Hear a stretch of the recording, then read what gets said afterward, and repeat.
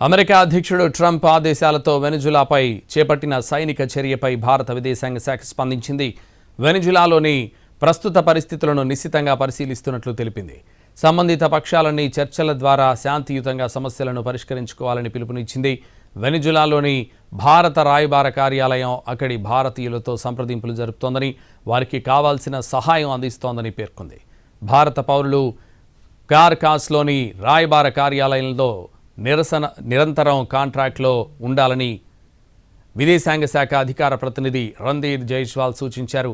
Venezuela ప్రజల శ్రేయస్సు, భద్రత విషయంలో భారత్ మద్దతు కొనసాగుతోందని హామీ ఇచ్చారు. అమెరికా అధ్యక్షుడు ట్రంప్ ఆదేశాలతో వెనిజులాపై చేపట్టిన సైనిక చర్యపై భారత విదేశాంగ శాఖ స్పందించింది. వెనిజులాలోని ప్రస్తుత పరిస్థితులను నిశితంగా పరిశీలిస్తున్నట్లు తెలిపింది. సంబంధిత పక్షాలన్నీ చర్చల ద్వారా శాంతియుతంగా సమస్యను పరిష్కరించుకోవాలని పిలుపునిచ్చింది. వెనిజులాలోని భారత రాయబార కార్యాలయం అక్కడి భారతీయులతో సంప్రదింపులు జరుపుతోందని, వారికి కావాల్సిన సహాయం అందిస్తోందని పేర్కొంది. భారత పౌరులు కార్కాస్లోని రాయబార కార్యాలయంతో నిరంతరం కాంటాక్ట్లో ఉండాలని విదేశాంగ శాఖ అధికార ప్రతినిధి రణ్ధీర్ జైస్వాల్ సూచించారు. వెనిజులా ప్రజల శ్రేయస్సు, భద్రత విషయంలో భారత్ మద్దతు కొనసాగుతోందని హామీ ఇచ్చారు.